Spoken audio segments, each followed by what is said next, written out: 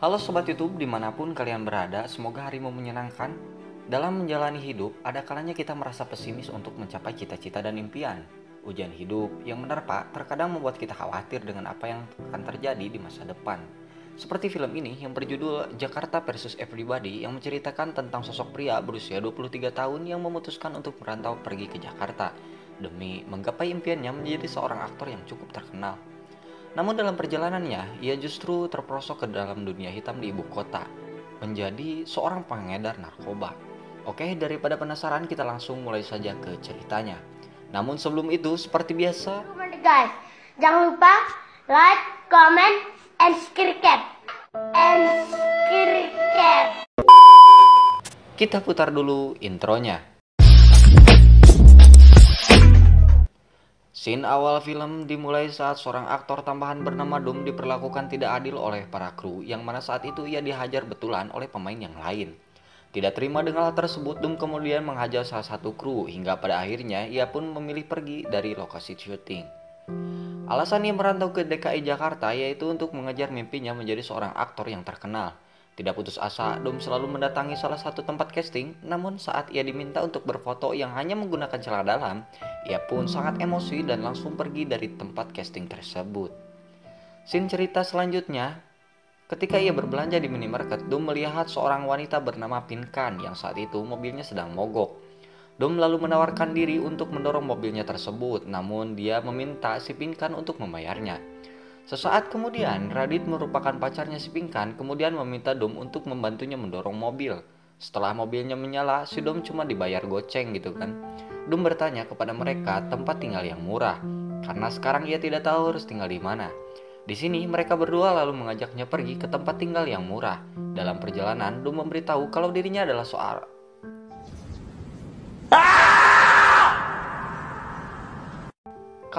adalah seorang aktor yang merantau ke Jakarta. Sesampainya di sana, Pinkan kemudian mengajaknya bertemu dengan ibu kontrakan. Setelah KTP-nya diperiksa, si ibu berpesan untuk tidak boleh memakai narkoba. Setelah masuk ke dalam, Dom tidak sengaja mendengar pembicaraan si Radit yang akhirnya tahu bahwa ia ternyata adalah seorang bandar narkoba. Perlu diketahui ternyata si Dom ini adalah seorang pemuda yang suka bercocok tanam. Karena pada saat itu dirinya sedang melakukan PCS dengan seorang wanita. Tiba-tiba Pinkan masuk dan melihat kejadian tersebut. Tak lama kemudian, Radit juga ikut masuk. Karena si Dom ini sudah tidak punya uang, ia pun meminta pekerjaan kepada mereka. Meskipun ia sendiri tahu kalau pekerjaan tersebut tidaklah baik. Setelah tas dan juga pakaiannya diperiksa, Dom akhirnya diterima kerja mengingat beberapa anak buahnya yang juga sudah tertangkap oleh polisi. Singkat cerita, Dom diajarkan bagaimana caranya menimbang, serta memasukkan narkoba ke dalam bungkus permen. Pacarnya si Pinkan pun berkata jika benar dia adalah seorang aktor, dia meminta untuk memanfaatkan kemampuannya dalam berakting ketika menjadi kurir narkoba agar tidak dicurigai. Setelah itu, Dom diberikan HP dan diminta untuk langsung mengganti nomornya jika barang sudah diantarkan. Singkat cerita, Dom langsung praktek cara bagaimana memasukkan barang haram tersebut ke dalam bungkus permen. Sebelum mengantarkan paket, Dom diajak dulu ke sebuah barbershop milik Radit yang diberikan oleh Pinkan. Saat akan berangkat, Radit memberitahu jika salah satu anak buahnya tertangkap oleh polisi, dan Dom diminta untuk mengantar paket tersebut besok saja. Keesokan harinya, setelah janjian, Dom kemudian mengantar barang haram tersebut, dan terlihat ada seorang wanita yang langsung mengambil barang tersebut. Setelah paket diambil, Dom langsung membuang nomor HP-nya.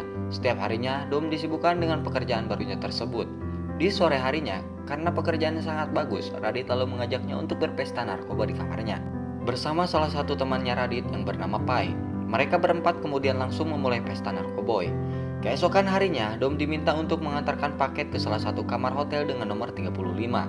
Namun, pada saat mengantarkan paket tersebut, wanita itu mengaku kalau dia tidak memesan burger, padahal Dom sudah mengemas barang haram ke dalam bentuk makanan. Merasa nomor kamar hotel yang sudah benar dan kembali mengetuk pintu hingga akhirnya wanita itu mengaku kalau dia memang memesan burger. Beberapa hari kemudian, Dom kembali mengantarkan paket ke sebuah kereta dengan pembeli yang sama. Saat itu, Dom memberitahu kalau barangnya tidak sengaja terlempar ke bawah kursi yang di atasnya ada seorang pria yang sedang tertidur. Setelah melihat ciri-ciri orang yang dimaksud, wanita tersebut kemudian langsung mengambil barangnya, yang ternyata pria yang sedang tidur itu sendiri adalah Dom. Setelah itu, Dom diminta untuk kembali mengantarkan paket ke sebuah bandara. Di sini, untuk menyembunyikan barang haram tersebut, Dom disuruh untuk menyembunyikan barang tersebut di tangannya menggunakan sebuah plester, agar orang lain mengira bahwa itu luka biasa saja. Dalam perjalanan, Dom segera menyembunyikan barang tersebut menggunakan plester. Setibanya di bandara, ia pun lolos dari pemeriksaan yang ada di sana. Setelah itu, Dom langsung menempelkan barang tersebut di sebuah kursi. Malam harinya, Dom dan Radit datang ke tempat hiburan malam yang dimana saat itu Pinkan menjadi DJ di tempat tersebut. Ketika itu, Dom membawa seorang wanita masuk ke dalam sebuah toilet. Setelah keluar, Pinkan yang mengetahui mereka sudah berbuat mantap-mantap kemudian menasehati untuk jangan memakai perasaan. Dalam perjalanan pulang, Radit menuduh kalau Pinkan sudah mulai menyukai Dom. Ia berpikiran seperti itu setelah mendengar pembicaraan mereka waktu di toilet tadi. Karena si Radit ini orangnya sangat cemburuan, ia pun menyuruh mereka untuk keluar dari mobil. Kemudian Radit menyuruh pacarnya itu untuk mencium si Dom saat itu juga. Di sini Dom hanya bisa diam karena dia sendiri tidak tahu harus berbuat apa. Di keesokan harinya, Dom menyamar menjadi pengantar pizza untuk mengirimkan barang ke salah satu pembeli. Saat mengetuk pintu rumah dan dibukakan oleh seorang anak kecil, anak itu bilang kalau ibunya sedang tidak ada di rumah. Setelah masuk ke dalam rumah, dia pun terkejut melihat seorang bayi. Ibunya bekerja sampai larut malam meninggalkan kedua anaknya. Di sini si Dom merasa sangat kasihan dengan mereka sebelum pergi dan menyimpan barang tersebut ke dalam wadah yang ada di meja. Suatu ketika, Dom diminta untuk kembali mengantarkan barang haram. Sambil menunggu barangnya diambil, Dom berpura-pura menjadi pegawai pabrik es batu. Karena barang itu belum juga diambil, ia pun melapor kepada Radit dan memberitahukan hal tersebut. Di sini Radit menyuruhnya untuk bergegas pergi. Baru juga mau pergi, tiba-tiba ia langsung ditangkap oleh polisi. Entah apa yang habis diurus sama si Radit. Ya biasalah kong kali kong polisi di Indonesia gitu kan. Ya namanya juga plus 62. Namun ia berhasil mengeluarkannya kembali dari dalam penjara. Di dalam kamar, Dom menulis beberapa mimpi-mimpinya di tembok. Mulai dari banyak uang, pacaran dengan Chelsea Islan, pemain film, ketemu Chico Jericho, tetap Pak Jokowi, dan yang terakhir untuk mengubah hidupnya untuk menjadi lebih baik. Dan mimpi-mimpi itulah yang sebenarnya sangat ia inginkan. Namun sekarang ia justru masuk ke dunia hitam di ibu kota. Singkat cerita, Dom kembali mengantarkan paket kepada wanita yang sama di dalam kereta. Saat akan turun, Dom mulai memberanikan diri untuk berkenalan dengan wanita tersebut yang diketahui bernama Kansa. Setelah bertanya mengenai pekerjaannya, Kansa memberitahu kalau dirinya bekerja di rumah sakit sebagai perias mayat gitu kan. Singkat cerita, mereka lumayan deket, si Dom sama si Kansa itu. Kemudian mengajaknya untuk melihat pekerjaan sehari-harinya si Kansa. Setelah itu, dia diajak mampir dulu ke kosannya. Di sana mereka saling bertukar cerita tentang kehidupan mereka satu sama lain. Saat itu, Dom berpikir keras setelah mendengar bahwa penyesalan itu bisa membunuh seseorang. Hari ke hari, hubungan mereka semakin terlihat dekat dan saking dekatnya mereka pun sampai-sampai bercocok tanam. Setelah pulang, Dom kembali menonton film action bareng si ibu kos dan juga penghuni yang lain. Sementara itu si Radit hampir saja membunuh pacarnya sendiri setelah tahu kalau dia sudah tidur dengan pria lain. Meski begitu, Radit merasa sangat bersalah mengingat hidupnya selama ini sudah banyak dibantu oleh dia gitu kan. Suatu ketika saat akan mengantarkan paket, Dom akhirnya bisa bertemu dengan Chico Jericho di lokasi syuting. Ia sangat senang karena akhirnya ia bisa mengobrol dan berfoto dengan idolanya tersebut. Setelah itu, Dom memintanya untuk memberikan selamat ulang tahun kepada temannya yang kali ini sedang ulang tahun. Dengan santainya, dia menaruh barang tersebut yang kemudian langsung diambil oleh si pembeli setelah ia pergi. Keesokan harinya, Dom kembali mengantarkan paket kepada seorang wanita yang bekerja di kantoran. Setelah barang itu diambil, kemudian wanita itu lalu menawarkan sebuah pekerjaan dan ia meminta untuk jangan pernah mengganti nomor handphonenya agar bisa dihubungi. Hal mengejutkan terjadi karena ternyata si Radit sering melakukan cocok tanam dengan ibu di kontrakan gitu kan.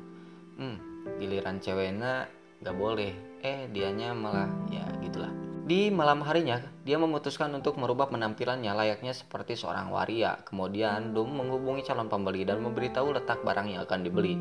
Sesaat setelah itu datang seorang waria juga yang mengambil barang tersebut.